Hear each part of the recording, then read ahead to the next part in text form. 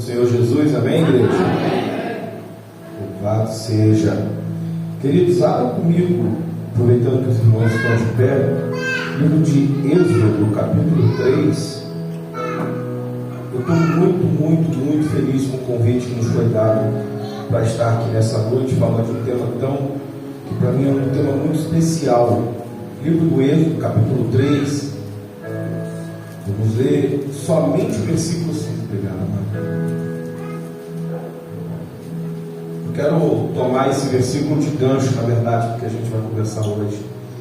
Eu tenho que confessar para os irmãos que eu não, preparei um esboço do sermão. Quando foi me falado do tema de família, eu preferi abrir meu coração hoje aqui nesse lugar. Preferi, ao invés de preparar um esboço, preparar 10 maneiras disso, 4 formas daquilo, eu acho que eu prefiro hoje, irmãos, falar um pouco da minha experiência, falar um pouco desse tema que para mim é muito importante mesmo, família. Diz assim a palavra do Senhor, Êxodo capítulo 3, versículo 6. Disse mais: eu sou o Deus do teu pai, o Deus de Abraão, o Deus de Isaac e o Deus de Jacó. Vou ficar só na parte A do versículo. Eu sou o Deus do teu pai, o Deus de Abraão, o Deus de Isaac e o Deus de Jacó. E a igreja pode tomar assento. Queridos, antes de entrar na palavra propriamente dita, eu quero, com a permissão do pastor, fazer anúncio de uma vitória que nós tivemos, que foi a publicação desse livro. Nós publicamos, esse aqui é o nosso terceiro livro, intitulado 100 Dias de Sabedoria. Nosso primeiro livro se chama Eu e Minha Casa Serviremos ao Senhor, mas graças a Deus acabou. Graças a Deus foi totalmente vendido. Temos o segundo livro que a gente só traz para a conferência, que é uma introdução à Bíblia, e tem esse livro aqui que são 100 Dias de Sabedoria. Deus nos deu essa graça de escrever.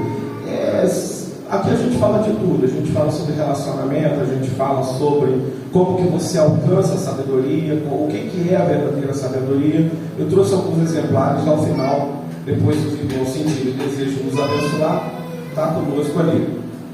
Família. Já parou para pensar que a primeira instituição humana criada por Deus, a primeira sociedade que Deus criou na terra, não foi uma igreja? A primeira instituição que Deus criou na terra não foi um país, uma nação? A primeira instituição que Deus criou na terra não foi uma empresa? Mas a primeira instituição que Deus criou na humanidade foi a família. Foi a primeira coisa que Ele fez. Isso quer dizer alguma coisa para a gente, porque antes de haver nação, antes de haver empresa, antes de haver emprego, antes de haver igreja, há família. Mas parece que às vezes a gente inverte essa ordem. Parece que a gente, na nossa mente, a gente acredita que Deus ele dá mais importância a qualquer outra coisa, à nação, que Deus dá importância à empresa, até mesmo que Deus dê importância à igreja antes da família. Mas antes de Deus criar um pastor, Ele criou um marido. Antes de Deus criar um empresário, Ele criou um pai. Antes de Deus criar uma sociedade, Ele criou uma família. É muito interessante a gente observar que o Novo Testamento, ou melhor, o Antigo Testamento, ele começa falando sobre família. Ele fala sobre a instituição da primeira família. Agora eu peço que você pare um pouco e pense comigo. Entre o Antigo Testamento e o Novo Testamento, iriam se passar 400 anos de silêncio de Deus. As Bíblias antigas, elas até tinham, você lembra disso, pastor Marijal? Elas tinham 4 páginas brancas entre o livro de Malaquias e o livro de Mateus, para representar 400 anos que Deus não falaria nada à terra. Deus ficaria silente durante 400 anos. Eu fico imaginando que Deus, onisciente, onipresente, onipotente, sabendo de todas as coisas, sabendo que Ele ia passar 400 anos sem falar nada com a humanidade, qual seria a última coisa que Ele falaria antes do silêncio dele? Vem comigo para o livro de Malaquias, vamos dar uma olhada. no livro de Malaquias, é o último livro do Antigo Testamento. Eu quero que você vá comigo para o último versículo do Antigo Testamento, que é Malaquias, capítulo 4, versículo 6. Eu, quando deixo a minha esposa em casa, eu costumo dar um beijinho na testa dela e falar assim: eu te amo. Quando eu deixo meus filhos na escola, eu coloco a mão na cabeça deles e falo assim: Deus te abençoe, meu filho. Quando eu vou para uma viagem, então, eu dou um abraço apertado, porque eu quero deixar uma recordação boa desse tempo que eles vão ficar sem mim. Eu quero dizer a mesma coisa de Deus. Deus, ele, quando iria ficar silente com a humanidade durante 400 anos, ele dá uma palavra de muita importância. E ele diz assim: e ele virá e converterá o coração dos pais aos filhos e o coração dos filhos aos pais, para que eu não venha e fira a terra com maldição. Então, Deus, ele começa o Antigo Testamento falando sobre família. Ele termina o Antigo Testamento falando sobre família. Depois a gente fala um pouquinho mais a fundo desse versículo. E aí nós vamos para o Evangelho segundo escreveu Mateus, que é o primeiro livro do Novo Testamento. E o que a gente vê no primeiro livro do Novo Testamento? A genealogia de Cristo. Ou seja, mais uma vez Deus falando sobre família. Deus encerra o período do Antigo Testamento falando sobre família. Ele começa o período do Novo Testamento falando sobre família. E aí a gente vai lá para Apocalipse, no finalzinho do Apocalipse. E o que a gente vê lá no finalzinho do Apocalipse? A gente vê um casamento. A gente vê o casamento de Cristo com a igreja. A gente vê o casamento de Cristo com a sua noiva. Então a gente termina o Novo Testamento falando sobre família. Gente, se isso não quer dizer algo para a gente, eu não sei o que quer dizer. Isso para mim quer dizer uma coisa só: prioridade. Para Deus, família é prioridade. E como já foi falado aqui, nós estamos vivendo tempos tenebrosos, tempos difíceis, tempos muito complicados, onde a última coisa que tem importância para essa sociedade é justamente aquilo que Deus mais prioriza, que é a família. Nós estamos vivendo numa era, desculpe a expressão, desculpe a palavra, mas nós estamos vivendo uma era maldita. Por que maldita, Elber?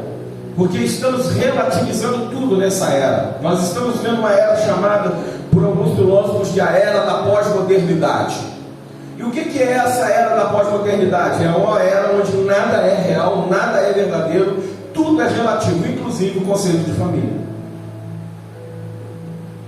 Nós estamos vendo pelas mídias ainda é o que menos me preocupa, porque na mídia o conceito de família foi esfacelado há muito tempo. Eu me lembro de uma época que a igreja, principalmente a igreja pentecostal, ela era mais firme nos seus usos e costumes, e havia quase uma proibição de nós termos televisão em casa. Eu vivi essa época. E defendiam algumas vozes que eram contrárias à televisão, e falavam assim: o que de bom tem na televisão? É claro que essa foi uma medida extremada, mas vamos analisar a fundo o que isso quer dizer. Eu sou de uma época em que, quando nós assistimos novela, sim, eu assisti novela. Quando nós assistimos novela, quase sempre o enredo enveredava para um casal que não dava certo, com alguma traição no meio. E a história era tão envolvente, pastor Marijalva, a história era tão envolvente que ao final a gente torcia para que aquela mulher ou para que aquele homem ficasse com o seu adúltero, com aquela pessoa que destruiu a família. Isso era só o princípio, isso era só o começo das coisas. Nós começamos a relativizar o papel do casamento. O casados para sempre, ou até que a morte os separe, passou a ser até que o divórcio os separe. E aí a mídia ela vem trazendo algo que mais para frente iria acontecer. Quando eu estudei direito, lá atrás, em 2003, o divórcio ele se dava da seguinte maneira: primeiro você precisava passar por um processo de separação, e nesse processo de separação não era qualquer coisa que fazia você se separar. precisava ser um adultério, precisava ser alguma coisa muito grave para poder se separar. Depois de um tempo separado, que você podia entrar com outro processo chamado processo de divórcio. Entende isso? O Estado, ele preservava a família. O Estado, a lei brasileira, eu falo isso com uma certa propriedade, a lei brasileira preservava a família. A lei brasileira não queria que a família se desparcelasse, então ela dificultava o processo de separação. Primeiro você separa, depois que você passar um ano direto, aí você pode entrar com o divórcio. Hoje você consegue fazer o divórcio no cartório ali de conselheiro, você não precisa mais de justiça. Se não tiver filho menor, você vai no cartório e você pode fazer o divórcio como se você estivesse comprando pão da padaria. Então o que me preocupa não é a mídia, porque na verdade o que a mídia fala, ela sempre vai trazer à frente aquilo que ali na frente vai acontecer. Queridos, é muito difícil entrar nesse tema, mas eu preciso entrar. Enquanto nós estivermos aqui com essa porta aberta, enquanto nós estivermos aqui no culto de família, tá bom, porque chegará o dia que essas portas, para nós falarmos de família biblicamente, do jeito que nós falamos, nós vamos precisar fazer isso a reuniões fechadas. Porque o que antes é normal vai se tornar obrigatório. Porque nós vamos chegar num tempo em que você não vai poder mais falar a verdade da Bíblia e falar: olha só, Deus instituiu o casamento, macho e fêmea os criou. Quem me entende, diz amém? Chegará o tempo que nós teremos dificuldade de apregoar essa palavra. Já se avizinha esse momento. E qual é a revolução que nós temos na nossa mão para fazer? Aonde é que nós vamos aplicar a verdadeira revolução dessa contracultura?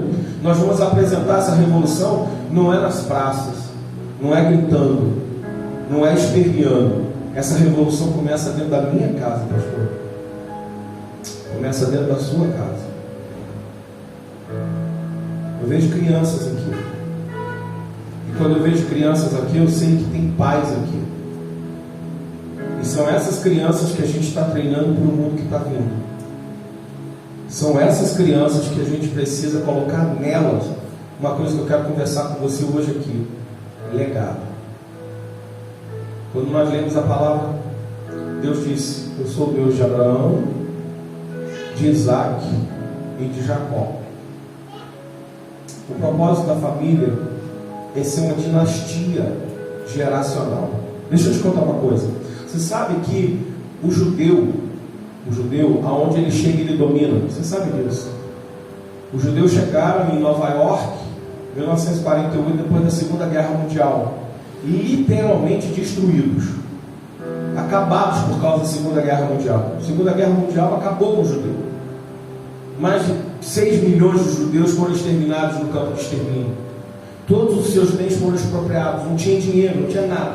Então o que eles foram fazer? Eles chegaram em Nova York, 1948, sem nada. 3 gerações depois eles são donos dos Estados Unidos. Como é que isso se dá? Qual é o segredo da prosperidade judaica? Eu quero falar isso com você.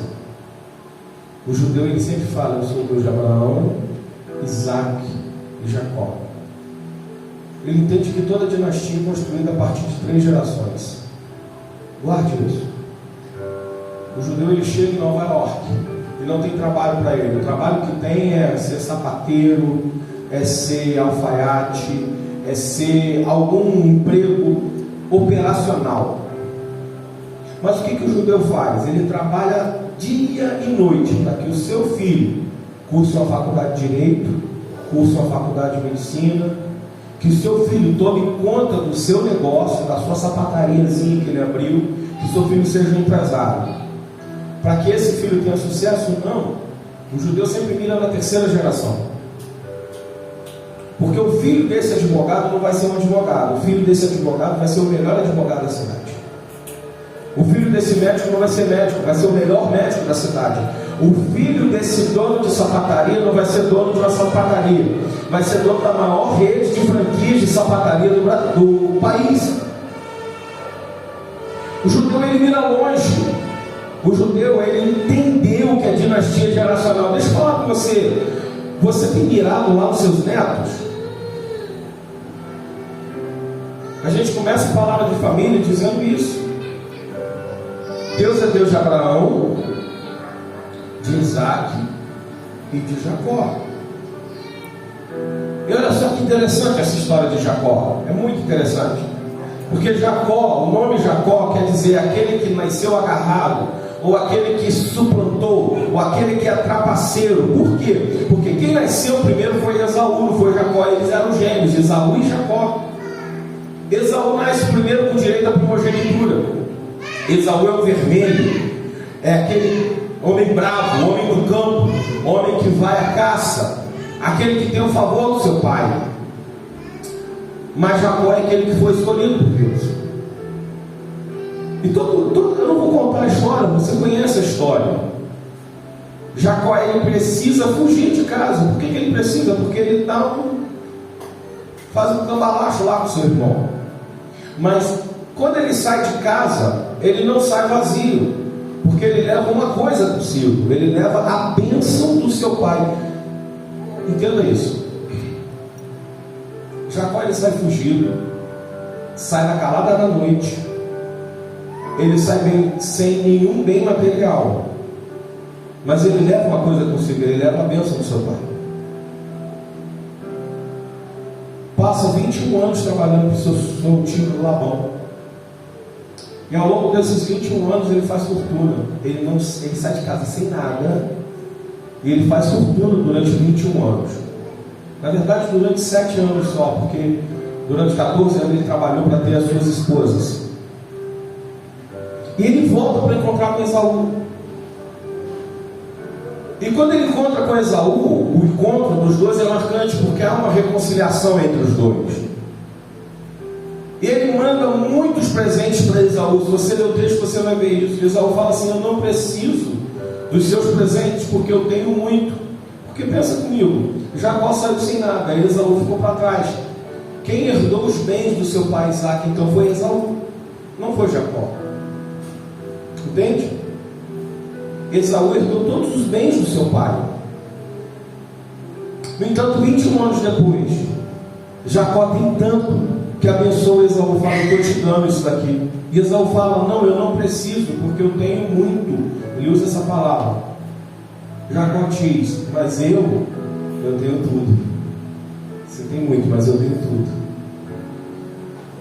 Você pode ter bens materiais, mas eu tenho o favor do Senhor.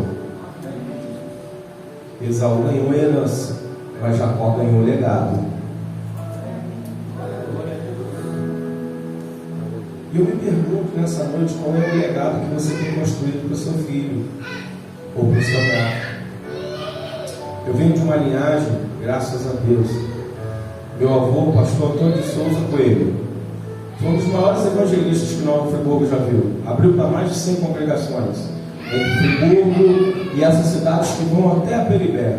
Tem igrejas abertas para ele em Peribé até o dia de hoje, com mais de 70 anos de existência. Qual foi o bem material que meu avô deixou para mim? Nenhum.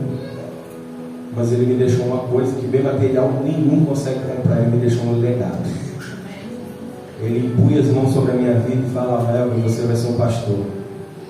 Elber, você vai impactar vidas. Elber, sua vida não veio aqui por um acaso. Elber, você não nasceu do nada. Você tem um propósito na sua vida. Isso gerou em mim um legado que eu quero deixar para o meu filho, que eu quero deixar para o filho do meu filho.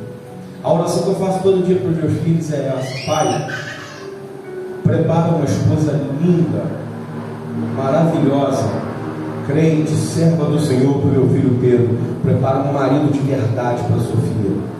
Prepara alguém que possa supri-la. Prepara alguém. Minha filha tem 15 anos, eu já oro por isso para ela. Meu filho tem 8 só, eu já oro por isso por ele.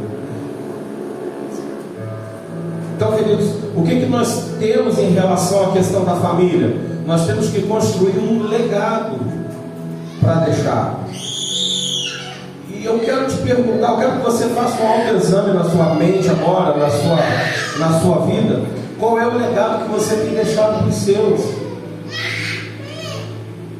Será que o que os seus filhos têm visto dentro da tua casa são brigas, discórdias, papéis trocados? O homem fazendo o papel da esposa, a esposa fazendo o papel do homem?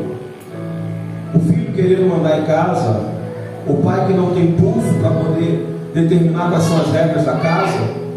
O que seu filho tem visto você fazer? Porque deixa eu falar uma coisa, as palavras elas convencem, só que os exemplos eles arrastam. Não adianta você chegar para o seu filho e falar: filho, você não pode mentir. E alguém bate na porta e você fala: filho, fala que o papai não está aí não. Já viu isso? Não adianta você falar: filho, você não pode falar palavrão. Aí você dá aquela topada com o dedo no canto do sofá e solta aquele bendito. Não adianta você falar que você serve a Deus, se na tua casa o seu filho, a sua filha escuta você falar mal do seu pastor, falar mal da sua pastora, falar mal da igreja, falar mal dos crentes. Não adianta você falar que é preciso trabalhar, que é preciso ser honrado, e seu filho vê você entrando em esquemas para se dar bem. Quantos entendem o que eu estou dizendo aqui? Amém. Qual é o legado que você tem construído? Será que lá na frente seu filho vai falar assim: eu sirvo ao Deus do meu pai, eu sirvo ao Deus da minha mãe, eu sirvo ao Deus do meu avô, eu sirvo ao Deus da minha avó? Qual é o legado que você tem deixado para os seus filhos? Vamos falar de legado. Vamos falar um pouco de família. Como que você tem falado para seu filho buscar Deus?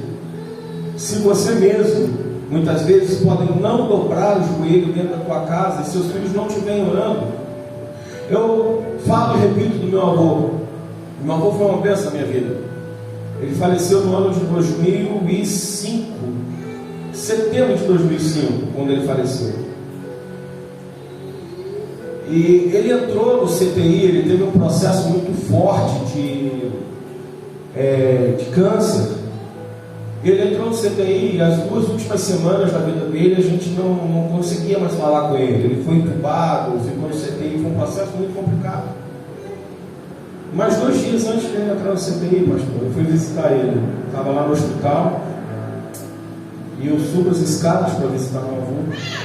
2 dias antes de ir para o CTI.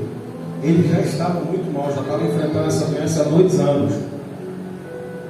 E quando eu chego no quarto, a cena que eu vejo, ela me marcou mais do que todas as pregações que eu ouvi ele falar.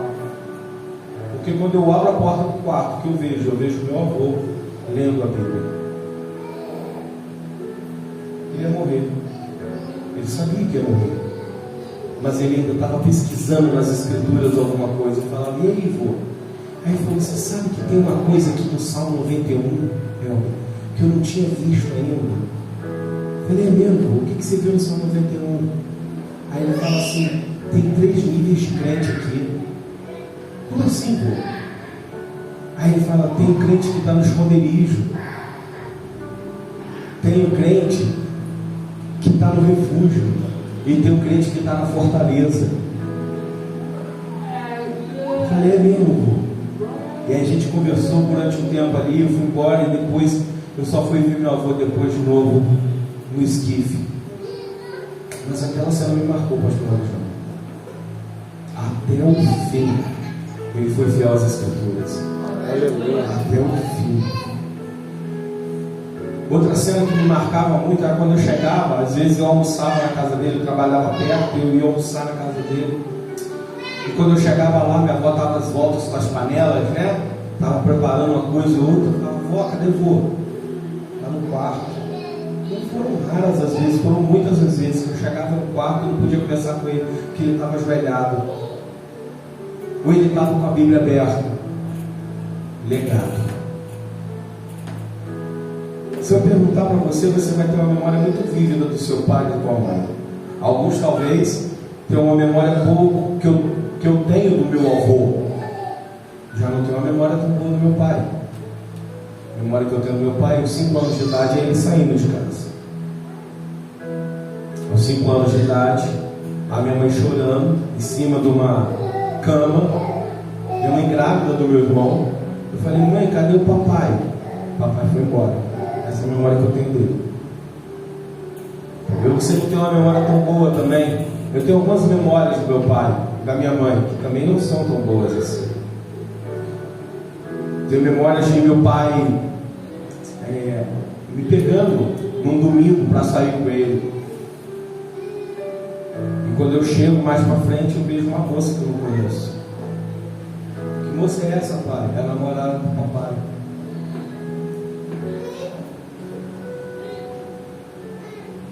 Depois de muita oração, pode ficar tranquilo, o final da história é bom. Meu pai está casado com a minha mãe até hoje. Eles voltaram, retornaram. O final da história é bom. Mas eu tenho essa memória. E talvez você tenha memórias da sua infância. Talvez você tenha memórias de um pai abusivo. Um pai que talvez nunca tenha te abraçado. Um pai que talvez nunca tenha te dito uma palavra de carinho para você. Um pai que supria a casa, mas não supria o seu coração. Um pai que chegava com tudo do bom e do melhor, mas ele mesmo não estava em casa. Talvez você tenha uma memória de uma mãe que não seja também das melhores, uma mãe que era uma mãe abusiva, uma mãe que te prendia, uma mãe que às vezes até se intrometeu no seu casamento. A pergunta não é essa. Sofrer, todos nós sofremos. Eu faço parte de um grupo chamado Bálsamo de Gileade, que trabalha só com cura interior, sabe? Hoje eu estava no Bálsamo de Gileade pela parte da manhã. Irmãos, o que a gente vê de lar desconjuntado não está no gibi. Pessoas machucadas no seu coração porque seu pai ou sua mãe tentaram fazer um aborto. Pessoas machucadas no seu coração porque sofreram abusos verbais, abusos físicos e até mesmo abusos sexuais dos seus pais ou de alguns parentes seus. Não está no gibi. Hoje o bálsamo estava com 60 pessoas, pastor. E é todo o bálsamo assim, 60, 100, 60, 100 pessoas. As pessoas muito sofridas. E elas foram machucadas aonde? Dentro de casa. Você não é machucado do lado de fora, você é machucado muitas vezes do lado de dentro.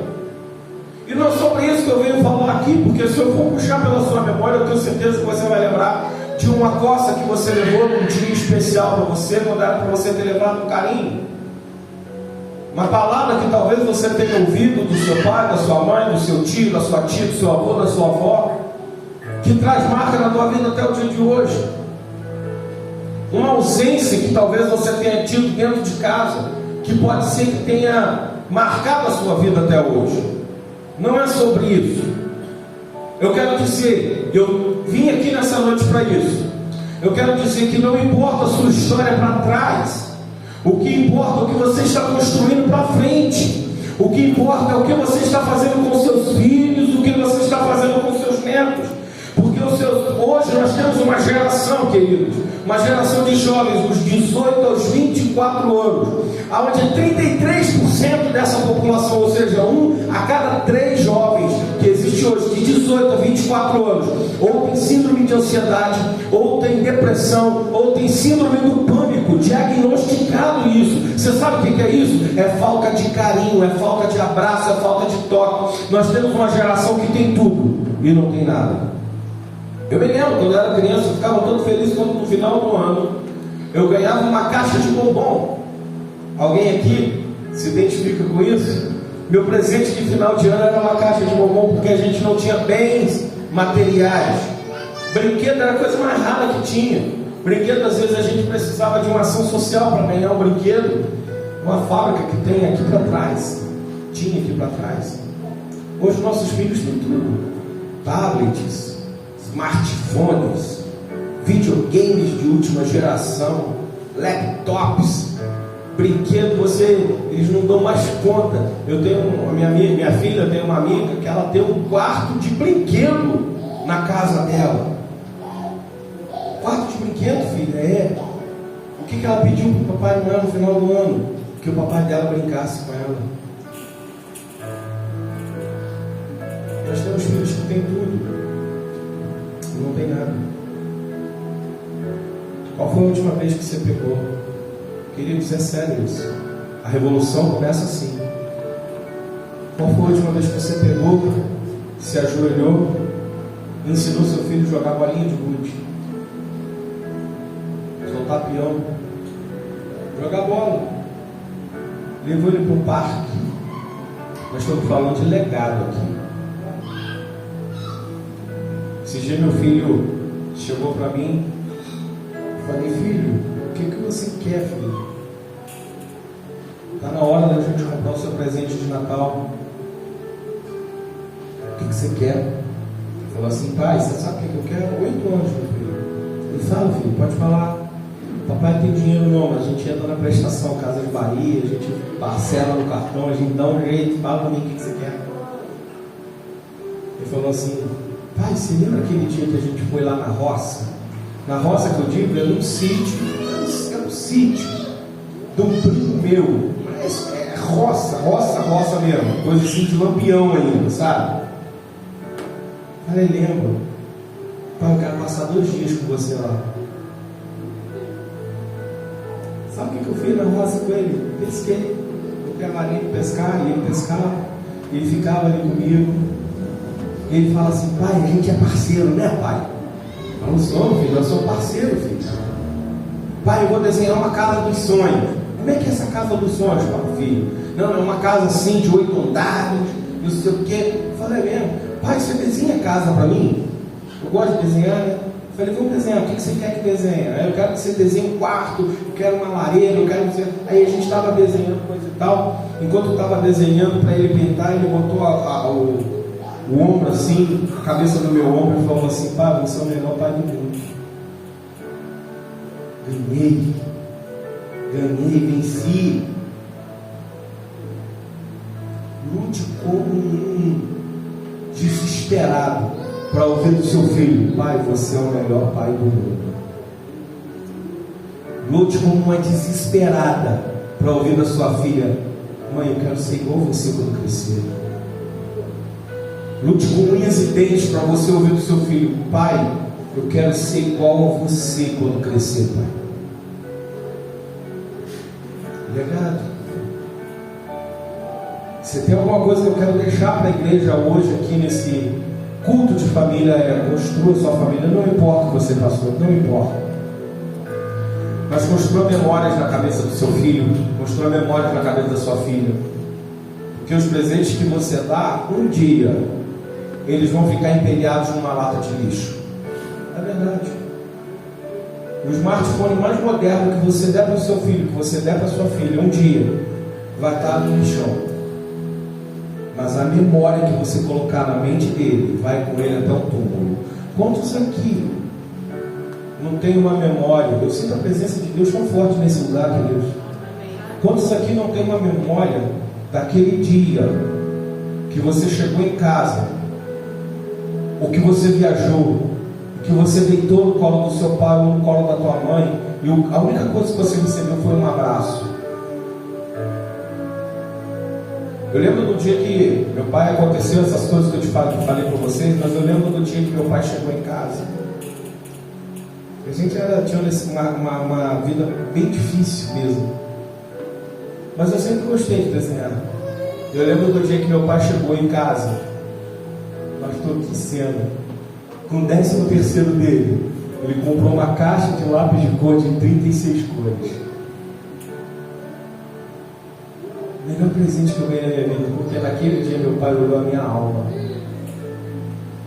Naquele dia meu pai não me deu um presente, ele me deu um presente que satisfazia a minha alma. Vou deixar algumas perguntas para vocês aqui. Pais, qual é o sonho do seu filho? Qual é o sonho do seu filho? Porque tem pai que diz que o sonho do filho dele é o sonho dele, sabe? O sonho frustrado, eu não consegui isso, então eu desejo isso para você, a intenção é boa. Mas será que esse sonho é do seu filho ou esse sonho é seu? Invistam, gente. Invistam em culto doméstico. Invistam com força em culto doméstico. Desliga a televisão. Pega aquela caixinha de promessa. Fala, filho, lê aqui. Filha, lê aqui. Filho, hoje é seu dia de pregar, tá? Papai vai sentar no sofá e vai ouvir você pregar. Filha, hoje é o dia de você orar. Hoje você ora pela gente antes da gente dormir. E outra coisa, invista com todas as forças que você tiver no secreto da tua casa. As vitórias que você tem público, elas são frutos das lágrimas que você derrama no secreto. Construa dentro da tua casa um altar invisível para um Deus invisível. O que é um altar invisível para um Deus invisível, Helder? Não deixe entrar na tua casa nada que desagrade a Deus. Faça da sua casa uma igreja. Tem determinadas coisas que passam na nossa casa, que nós teríamos. Eu fico vendo, queridos, hoje a gente tem, a televisão aqui. Deixa eu fazer uma pergunta para você. Você colocaria nessa tela para a igreja toda assistir aquilo que você assiste na tua casa? Você passaria aqui nessa tela os filmes que você vê na tua casa? Tem gente que não. Tem gente que teria vergonha de passar aquilo que passa em casa. Faz na tua casa uma igreja. Faz na tua casa um altar. Respeite os papéis. Existem papéis bíblicos. A gente não vai falar aqui por conta muitas vezes do tempo, mas pai é pai, mãe é mãe, filho é filho. Não dá para inverter os papéis. O pai tem o papel de provisão, proteção e direção. O pai é aquele que protege. Eu falo isso com meu filho tem 8 anos, a gente conversa muito. E ele, se ele estivesse aqui, eu perguntaria para ele: filho, por que Deus deu músculos fortes aos homens? A resposta vinha na ponta da língua dele: pai, para protegermos as nossas mulheres, nunca para atacarmos ela. Você sabe por que o homem é o cabeça? O homem é o cabeça porque é o que ele vai na frente. Sabe por que ele vai na frente? Ele vai com o peito aberto e fala assim: se tiver algum perigo, eu mato no peito. Minha família não. Esposa vem aqui para trás, filho vem aqui para trás, deixa que o leão papai enfrenta. É isso que é ser pai. Seu filho quer olhar em você, pai, eu vou falar com você agora. Ele quer ver em você uma torre de fortaleza. Ele quer ver em você alguém que traz provisão para dentro de casa. Ele quer ver em você alguém que traz a direção para dentro de casa.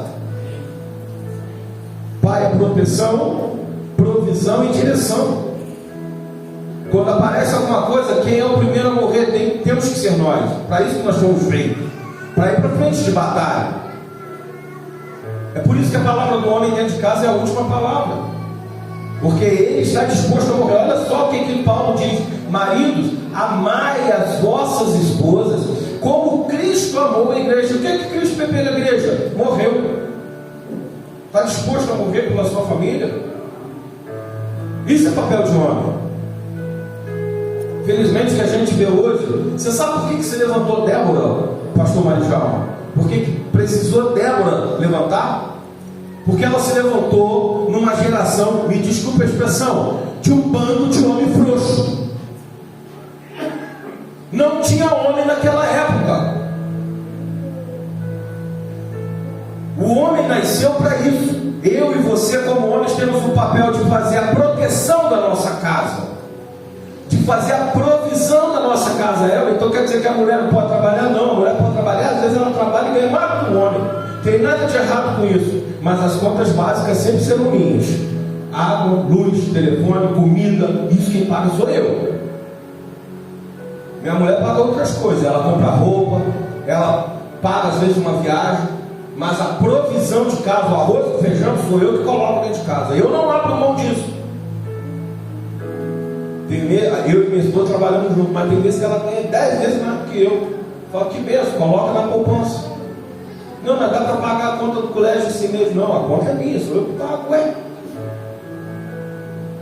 Provisão, proteção e direção. Você sabe por que tem muita mulher que muitas vezes manda em casa? Porque o marido não sabe para onde está indo. O marido deixou de ser homem. Nome difícil, né? Família, legado. Seu filho tem que olhar para você e falar assim: meu pai é um exemplo. Sua filha tem que olhar para você e falar: minha mulher, minha mãe é um exemplo. Mulher, agora eu falo com vocês. A mulher é a única que tem a capacidade de transformar a casa num lar. A mulher é a única que tem a capacidade de de transformar dinheiro em prosperidade. O homem traz o dinheiro para dentro de casa, mas quem traz a prosperidade é a mulher. O homem constrói as 4 paredes, mas quem constrói o lar é a mulher. O homem chega dentro de casa, muitas vezes com a provisão material, mas a provisão espiritual quem traz é a mulher. Acontece uma coisa, o homem pode ser físico, quântico e Harvard, mas acontece uma coisa que eu acho que está no umbral da porta, que da porta para dentro parece que dá um emburrecimento no homem, já viu isso? Ele coloca a toalha onde não é para colocar, ele arruma a casa do jeito que não é para arrumar, ele dobra a roupa do jeito que não é para dobrar. O cara do lado de fora é um físico quântico renomado, prêmio Nobel da Paz, mas quando chega dentro de casa não adianta. Por quê? Porque dentro de casa o domínio é da mulher. Entenda isso. O marido pode ajudar dentro de casa? É claro que não. O que você está falando? Ajudar porque ajudar dá a impressão de que a obrigação é da esposa e eu estou ajudando. Não, eu moro na mesma casa, eu pego junto, eu não ajudo. Eu pego junto com a minha esposa. Só que lá dentro quem lidera é ela. Vocês entenderam isso? Amém. Eu não ajudo a minha esposa, eu pego junto dentro de casa, junto com ela. Eu moro na mesma casa, mas lá dentro, Josi, vou arrumar a cozinha, tá bom? Não, beleza, Eva, mas eu acho que o seu guarda-roupa está precisando de uma arrumação. Então tá bom, senhora, eu vou lá arrumar o guarda-roupa, é isso que eu vou fazer.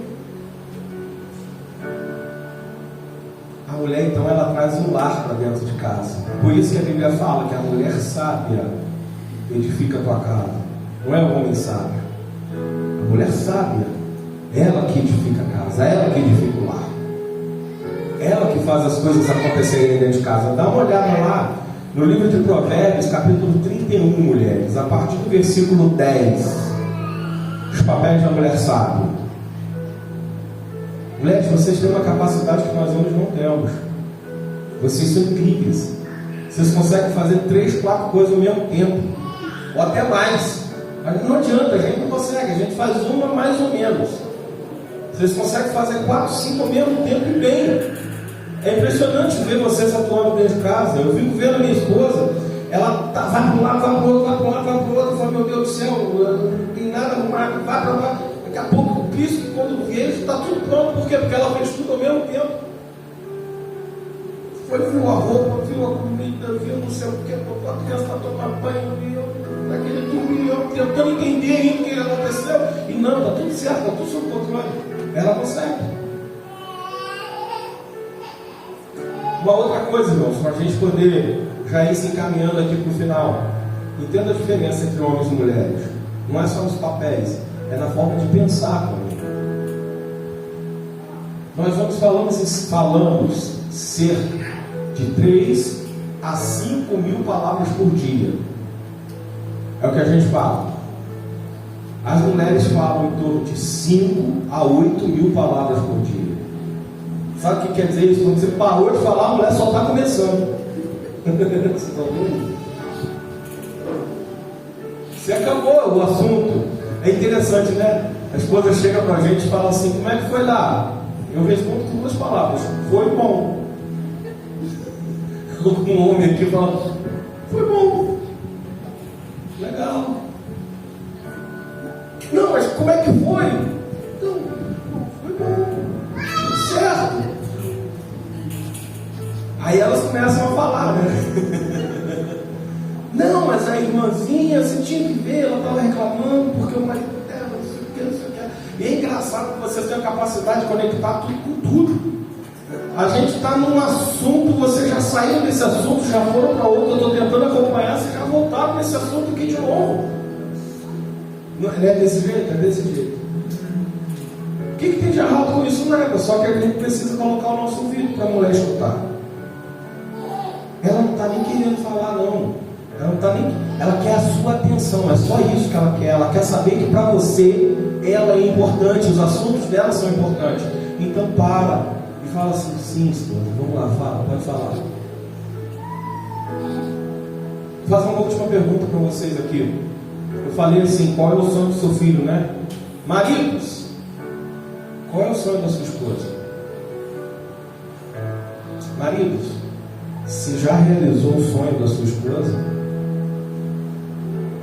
Você sabe qual é o sonho dela? Minha esposa tinha um sonho. Me matei para fazer esse sonho dela. Mas consegui. Minha esposa, desde quando a gente se conhece, ela falava assim: eu tinha uma vontade de conhecer as águas quentes do Nordeste. Vocês estão vendo? Eu tenho dinheiro durante 3 anos para poder levar ela, mas levei. Como valeu a pena, gente? Como valeu a pena ver ela entrar nas águas do Nordeste e falar: se realizou meu sonho, meu. Vai ver tudo de novo. Maridos, qual foi a última vez que você pegou a sua esposa, deixou suas crianças em algum lugar e foi passar um final de semana numa pousada com ela? Pastor, daqui a 9 meses essa igreja vai estar cheia de novo, pastor. Está cheia de criança aí para um lado e para o outro. Faça isso. Ah não, mas é caro. Não é não. Certo,